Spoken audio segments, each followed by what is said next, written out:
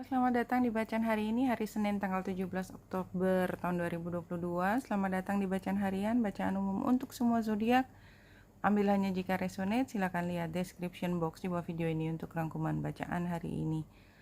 Hari ini bulan ada di Cancer di 10 derajat 15 menit pukul 12 siang waktu Indonesia bagian barat. 18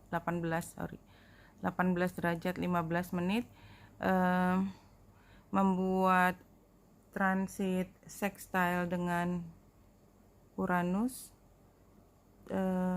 square dengan matahari, dan Venus yang conjunction dengan matahari. Ini tanggal 17. Kalau saya klik 18, saya tadi udah sempat buat tanggal 18. Kalau ini harus satu-satu bikinnya. Ini oposisi dengan Pluto besok. Bulan oposisi dengan Pluto sebelum pukul 12 siang waktu Indonesia Barat, oposisi dengan Pluto. Jadi kalau menurut saya, kalau hari ini apapun informasinya yang kita terima, dan kayaknya juga lumayan mengubah, karena ini bulan juga sextile dengan Uranus, artinya dia quincunx dengan Saturnus, dan juga square dengan matahari. Jadi informasinya menurut saya agak surprising, dan emosi yang dibawa itu sampai besok ya, jadi meningkat sejak sore sampai besok itu emosi kita jadi mendalam sekali, entah happy banget atau sebaliknya. Mudah-mudahan happy banget ya, jadi kayak excited gitu ya, excited karena kan Pluto membawa emosi yang sangat mendalam. Tapi kalau oposisi sih kayaknya mengandung kontroversi atau ada kompleksitas yang harus dihadapi, sehingga mau nggak mau kita berpikir keras tentang hal tersebut ya. Bulan yang ada di Cancer itu kan sebenarnya melambangkan bahwa informasi tersebut mempengaruhi apa yang terjadi di rumah kita, dan mungkin dalam waktu yang cukup panjang juga ya, karena sepertinya transit hari ini termasuk transit yang bisa membawa pada perubahan yang cukup panjang gitu ya. Jadi kadang-kadang kalau kita membaca chart, saya cerita sedikit di luar dari bacaan hari ini. Waktu saya belajar tuh saya mencari titik di mana hal-hal besar itu bisa terjadi, which is aku nggak nemu ya. Biasanya hal-hal besar terjadi pada saat bulan gerhana bulan, gerhana matahari. Itu udah jelas, itu kan perubahan besar dan itu sangat terlihat gitu ya. Dan kalau kita pelajari dari semua sejarah, itu biasanya memang ada kaitannya pada musim, kapan terjadinya pada musim gerhana. Tetapi gerhana itu kan hanya satu titik, di mana prosesnya berjalan cukup panjang, dan untuk mencapai satu titik yang besar tersebut, perubahan-perubahan itu kan ada stepnya. Sehingga mau nggak mau, kalau kita ingin belajar satu proses dan kita ingin membawa manfaat dari bacaan ini, maka mau nggak mau memang kita harus melihatnya dari harian dan mingguan. Tapi kalau saya melihatnya memang kalau mencari titik kapan, benar-benar kapan, itu biasanya adanya di harian, tetapi kita tidak menyadari sampai dia sudah terlewat baru oh ternyata kemarin waktu conjunction antara ini dengan ini, atau waktu oposisi. Biasanya conjunction, oposisi, trine itu yang punya pengaruh besar terhadap apa yang terjadi di kita. Jadi kita nggak bisa, kalau saya mencoba untuk memprediksi, never happen gitu ya. Intinya memang prediksi itu buat beberapa adalah hal yang mungkin. Kalau saya sih nggak mungkin. Saya bilangnya nggak mungkin bukan dalam arti kita tidak bisa membaca chart harian pada titik tertentu, tetapi sense-nya itu tetap dapatnya pada saat dekat dengan situasi tersebut. Oke, kembali ke sini. Jadi kenapa saya cerita tentang itu? Karena kayaknya hari ini itu ada informasi yang cukup besar, yang mungkin membuat kita harus berpikir tentang perubahan yang juga terkait dengan pribadi kita dan keluarga kita. Ada Cancer di sini ya, dan kita tahu bahwa ini mengubah, tapi ini begitu berharganya sehingga kita mau nggak mau harus mengambil pilihan untuk bergerak. Karena kita kalau kayak diiming-imingi sesuatu, kamu mau nggak?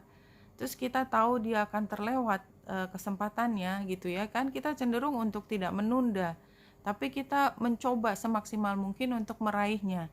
Dan ini membuat tension di emosi kita yang sangat besar pada hari ini. Dan ini sebenarnya di musim yang panjang ketika perubahan itu, karena saya lihat dari Uranus dan Saturnus yang square cukup lama, dan di sini digambarkan dengan garis yang sangat kental ya, karena memang dia berlangsung cukup lama dan itu punya pengaruh yang besar.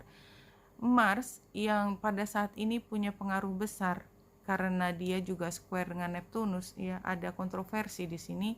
Ini membuat suasana semakin kita kayak dipojokkan, kayak nggak ada pilihan, kayaknya ya no brainer aja, pilihannya harus berubah kayak gitu. Kayak kita dipaksa untuk berpikir yang benar aja, mau kamu masih sama seperti yang lalu kayaknya nggak mungkin gitu. Nah, di sini yang saya sudah cerita juga dari kemarin adalah fungsi dari Eris yang retro, yang square juga ya, square. Jadi square dengan Pluto maksudnya. Dan artinya pada hari ini ketika bulan juga mengaktifasi Eris dalam square, itu kita bisa melihat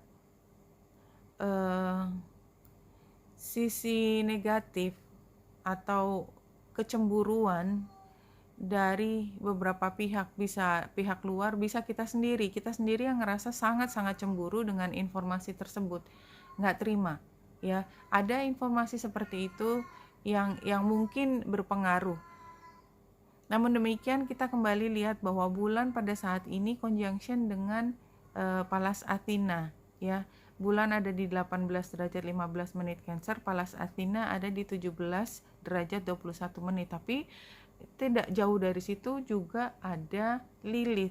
Jadi energinya tuh kayak nano-nano, antara happy banget tetapi kontroversial, tetapi sesuatu yang ingin kita umumkan, tetapi kalau diumumkan kita kayak malu-malu, shy gitu, gimana gitu ya, tetapi kita bangga juga, bangga dan sedikit mendobrak gitu ya. Jadi hal seperti itu.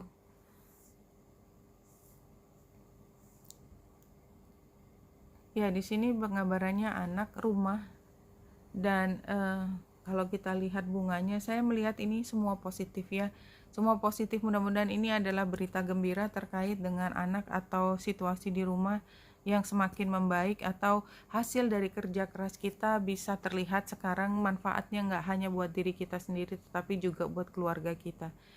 Eagle, satu kartu yang jumping, mystical shaman ini. Eagle comes from the east, the place of the rising sun, of a new beginnings.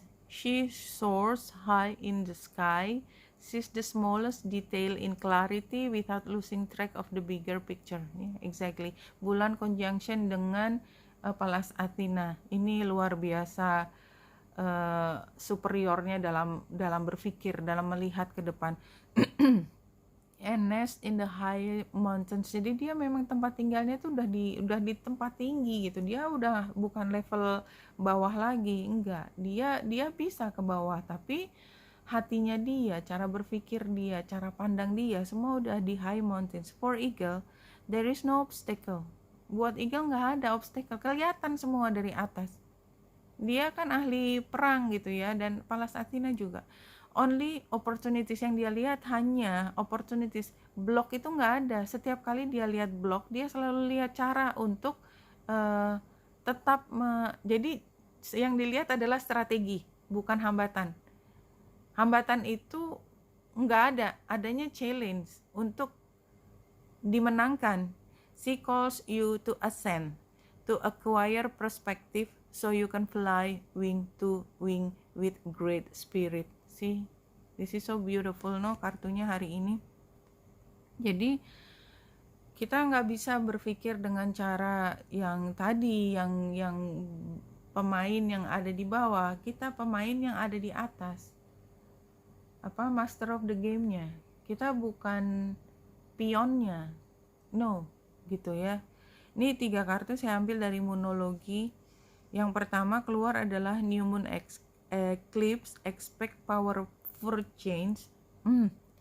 expect powerful change, ini previous events, dan mungkin ini udah kerasa ya, karena energi perubahan kan tadi Uranus yang tengah diaktifasi dengan Saturnus itu memang luar biasa.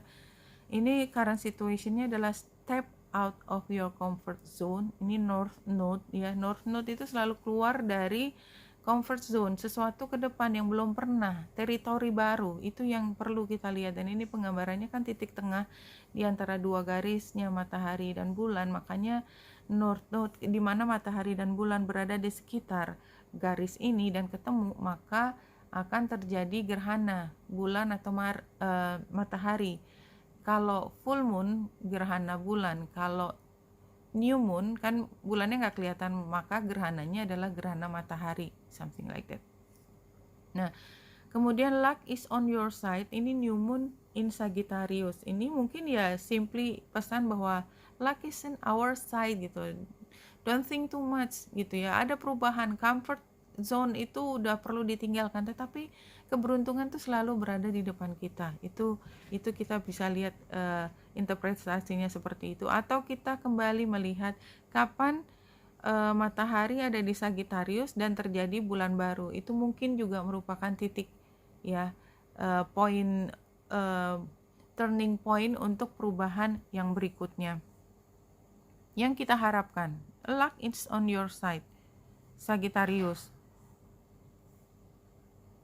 Sagittarius itu pengaturnya Jupiter, sama dengan Pisces juga pengaturnya Jupiter. Makanya kedua zodiak ini walaupun satu api satu air, itu keduanya biasanya punya keberuntungan yang luar biasa dengan caranya sendiri. Kalau kita lihat penggambaran di sini, pertama adalah The Devil yang kartu situasinya itu kan, atau kita lihat dari yang belakang saja mencari informasi lain, attachment, restriction, commitment, limitation. Jadi kita punya attachment dengan satu institusi, hubungan atau apapun. Kemudian challenge-nya adalah iya victim mentality. Ya nggak bisa lah, karena kan aku kan ini harus ditentukan sama dia. Kan ini semua kontraknya juga harus begini. Advice-nya materialistik. Wow. Kerja keras dan kita ambil yang sebaik-baiknya. Karena ini tempatnya advice, maka ambil konotasi yang positif ya. Kita memaksimalkan semua yang bisa kita lakukan untuk mengambil keuntungan yang besar, sebesar-besarnya. Kalau perlu dua-duanya nggak kita pilih dulu, kita pastikan kedua-duanya gitu ya, kalau ada dua pilihan, sampai kita temukan mana yang paling cocok dengan kita. Kan ini kan cuma satu hari ya. Outcome-nya adalah the unconscious, the shadow self, confusion, dream. Iya, intuition. Kita akan memperoleh satu hal yang baru dengan kita mengupayakan semaksimal mungkin. Jadi kalau penggambaran dari 4 kartu ini adalah situasi di mana kita masih punya hubungan dengan pihak tertentu. Tapi kita perlu, ini tadi apa? Sampai lupa. Iya, jadi dan kita tuh kayak terbelenggu di situ. Padahal di sini sarannya atau di advice-nya ya, diharapkan kita tuh tidak mengungkung diri kita dalam situasi yang given tersebut. Kita perlu untuk melihat option dan mengupayakan option tersebut sebelum pada akhirnya kita mengambil keputusan satu di antara dua kalau pilihannya cuma dua. Tetapi dengan mengupayakan keduanya, kita bisa menemukan informasi baru, pemahaman baru tentang kedua pilihan tersebut. Jadi decision itu dilakukan setelah kita mengupayakan, bukan kita mengambil decision sebelum kita mengupayakan, something like that. Informasinya seperti itu. Untuk menutup bacaan kali ini, all your lifetimes, past, present, and future are current or concurrent. They all exist here and now, in this present moment. Therefore, all your power is in this present moment. Ini kembali lagi ya, ini bahasa yang lebih rumit, tapi poinnya adalah sama. Kekuatan tuh adanya di here and now ya.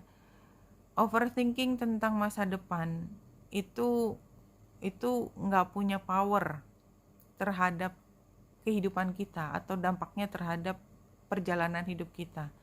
Masa lalu itu bisa memberi kita banyak pelajaran, tetapi itu juga sudah tidak bisa diubah. Kita hanya bisa mengambil manfaat, membuatnya menjadi punya pengaruh ke kita kalau kita menggunakannya untuk informasi dalam kita mengambil keputusan pada hari ini. Something like that. Oke, Wenita Indrasari di sini, semoga membantu. Salam hati dan cahaya.